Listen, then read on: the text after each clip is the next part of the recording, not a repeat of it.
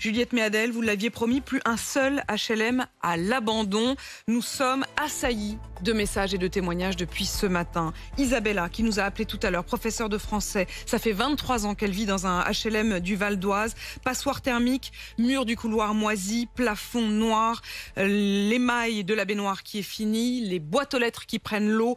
Elle a écrit nombre de lettres qui sont restées sans réponse. À l'instant, ce message d'Anthony. Il dit: bonjour, je suis locataire. J'occupe un logement social dans la région nantaise depuis 17 ans. Je n'ai jamais eu un retard de loyer. Cela fait plusieurs années que je me bats contre cet office HLM Atlantique Habitation pour des problèmes d'humidité, de moisissure. Mon épouse, qui est assistante maternelle, perd des contrats avec des parents qui refusent de donner leurs enfants à garder. Elle a perdu près de la moitié de ses revenus. Aujourd'hui, elle a décidé d'arrêter sa profession. Qu'est-ce que vous dites à ces habitants qui payent leur loyer et qui n'ont pas de résultat?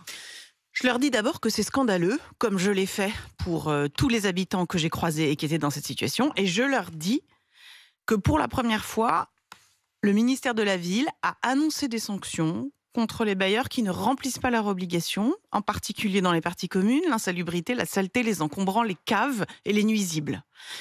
J'ai dit que je prendrais des sanctions, je les prendrai.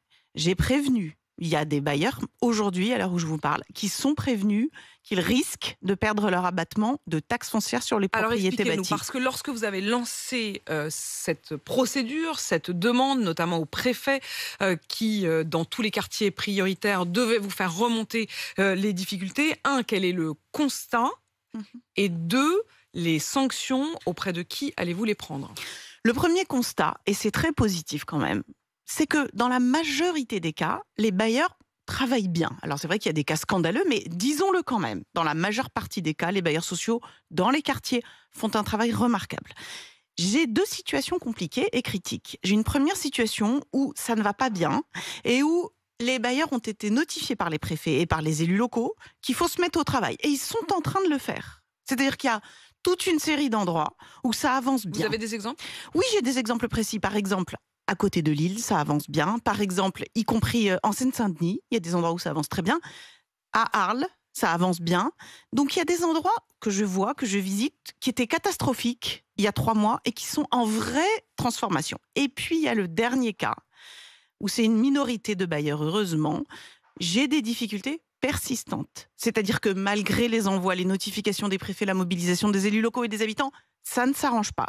Exemple, j'étais à Martigues, par exemple à Notre-Dame-des-Marins, où nous avons constaté de très grosses difficultés. C'est 13 habitats, l'un des bailleurs publics, qui, hélas, sait que s'il ne redresse pas le tir sous peu, il risque de perdre ses abattements de taxes foncières. Mais pourquoi toujours redonner des perspectives? C'est-à-dire, pourquoi vous ne le faites pas tout de suite? Ça faisait déjà 2 mois que vous leur aviez dit. Pour une raison légale très simple. D'abord, il faut respecter le contradictoire. C'est-à-dire qu'il faut discuter. Vous savez, l'entretien des parties communes, c'est pas simple. Moi, j'ai l'impression que les témoignages qu'on a, et ça fait très longtemps qu'ils respectent le contradictoire. Apolline de Balerne, pour une raison très simple, c'est que ce dispositif d'abattement de taxes foncières sur les propriétés bâties, il est remis en cause chaque année au mois de janvier. Donc, nous avons chaque fois 1 an pour piloter.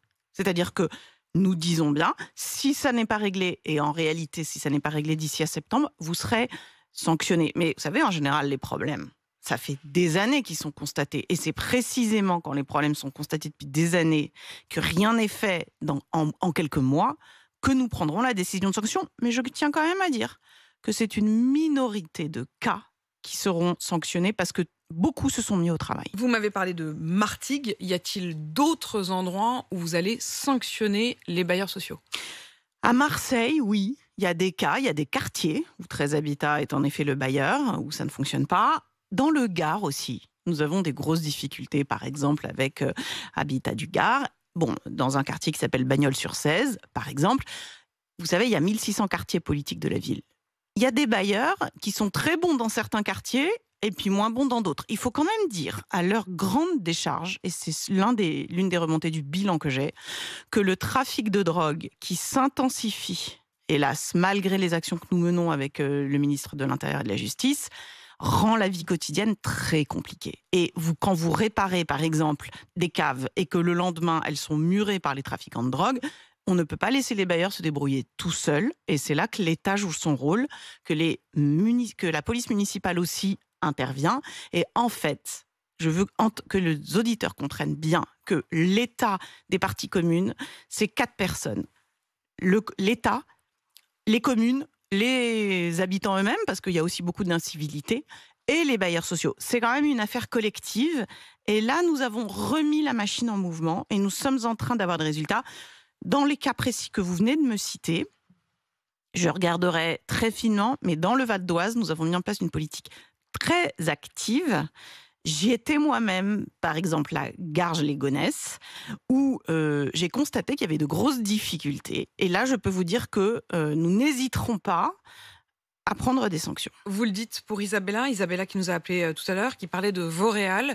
C'est très précis. Elle était prête à donner toutes les informations parce qu'elle dit ça fait des années qu'avec tous les autres habitants, nous nous battons et nous n'obtenons aucune réponse. Eh bien, vous savez, je n'ai pas encore obtenu le second bilan pour le Val d'Oise. Mais je peux vous dire que si cette situation n'est pas rétablie d'ici septembre, il y aura des sanctions. Et vous reviendrez sur RMC pour le dire. Absolument. Je voudrais que Tarak puisse également s'exprimer parce que Tarak, nous vous avions accueilli au 32-16 lorsque Juliette Méadel, la ministre, était venue il y a 2 mois. Bonjour Tarak. Oui, bonjour. Tarak, vous vivez dans la région de Lille. Rappelez-nous quelle était la situation et dites-nous si les choses ont changé. Madame la ministre vous écoute. Comme je vous l'ai dit dernièrement, bonjour Madame le ministre, il y avait un problème d'eau chaude depuis plus d'1 an et le bailleur ne répondait pas, fait le sourd. Tout disait qu'il y avait une question de moyens. J'avais contacté la maintenance et depuis mon appel, ça a bougé un peu, mais le problème n'est toujours pas résolu.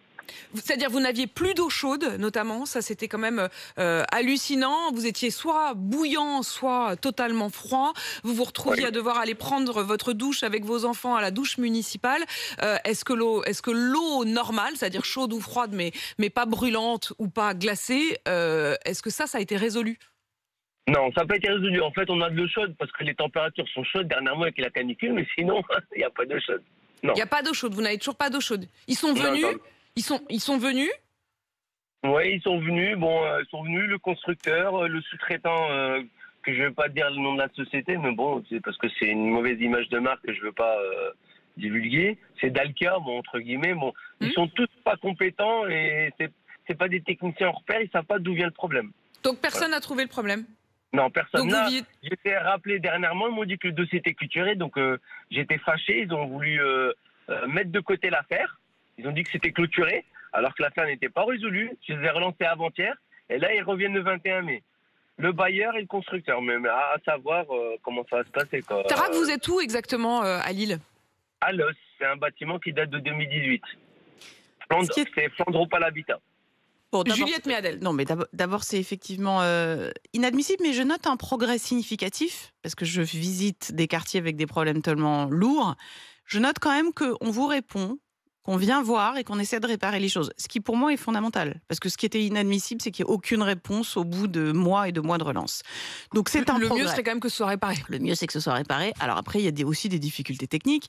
N'oubliez pas quand même. Il est de 2018, le bâtiment. Moi, c'est ça qui... Pardon. Tarak, on est d'accord, vous venez de me dire qu'il était de 2018, le bâtiment ? Oui, en fait, j'étais le premier prestataire du bâtiment. Il est neuf. Et en fait, il y a eu des malfaçons parce que le dernier bâtiment a été fait par les intérimaires de la société Eiffage. C'est des vis.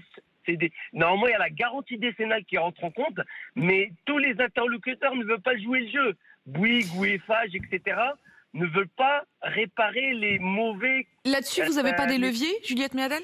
Si, bien sûr qu'on a des leviers. Alors attention, parce que moi je travaille beaucoup sur les parties communes, mais les problématiques qui sont des problématiques techniques, nous posons des questions, nous agissons avec les élus locaux et nous demandons des résultats. Donc on va regarder de près pourquoi tout ça ne se règle pas. Ceci étant, il faut quand même reconnaître aussi que le prix de l'électricité, de l'énergie ayant augmenté, ça rend quand même les choses complexes pour tout le monde. Mais vous avez raison, monsieur, de continuer à suivre ça et nous allons regarder. Tarak, on avait dit qu'on ne vous laisserait pas tomber et on sera extrêmement attentif dans les semaines qui viennent. Un mot encore, Juliette Méadel, sur un autre type de témoignage. On a Pauline notamment qui nous a appelé. Elle travaille dans le département des sinistres habitation pour une assurance et elle dit 80% des dossiers auxquels on a affaire sont des dossiers issus de bailleurs sociaux. Ils font traîner pour ne pas payer et pour ne pas réparer. Alors, c'est quand même un peu dur comme type de sondage, parce que moi, je vois quand même très concrètement qu'ils font le maximum. Bon. Moi, attention, je ne veux pas non plus qu'on jette en pâture les bailleurs sociaux qui font quand même un travail difficile. Donc, il faut faire les choses quand même dans le respect et en particulier des agents. Vous savez, les agents des bailleurs sociaux sont des personnels, des gardiens qui sont là, qui font face aussi à des difficultés parce qu'ils sont menacés, il faut le dire, parce qu'il y a aussi des trafics de drogue auxquels on n'a pas... En fait, on a l'impression que ce que vous nous dites, c'est que c'est surtout un problème de sécurité quand même. Il y a beaucoup une question de sécurité. Et les problématiques de sécurité fragilisent non seulement les habitants, mais également les agents des bailleurs sociaux. Mais ce n'est pas des problèmes de sécurité qui font qu'ils n'ont plus d'eau chaude ou que les murs sont moisis. Mais vous savez, à chaque fois que vous envoyez un intervenant pour réparer, il est menacé par des trafiquants de drogue. Pardon, imaginez dans ces cas-là les habitants. Exactement. C'est pour ça que j'ai travaillé avec le ministre de l'Intérieur, que nous allons densifier et que le ministre a indiqué qu'il mettait en place des opérations très vigoureuses pour lutter contre le trafic de drogue. Franchement, Rome ne s'est pas fait en un jour. On assiste depuis quelques années à une intensification du trafic de drogue, vous le savez. C'est un phénomène mondial. Et donc, nous nous adaptons à cela. Mais il est certain que ça rend la vie quotidienne insupportable pour les habitants, mais aussi pour les agents des bailleurs sociaux. Améliorer la vie des habitants de ces HLM dans les quartiers prioritaires, c'est votre priorité ? C'est ma priorité. Vous reviendrez dans 2 mois, on refera le point ? On fera le point aussi souvent que nécessaire. Ça n'avait jamais été fait qu'un ministre de la Ville s'occupe de ces questions-là. Michel Rocard l'avait évoqué en son temps sur les boîtes aux lettres. Moi, je suis la ministre du quotidien, mais je ne m'occupe pas que de l'entretien des parties communes.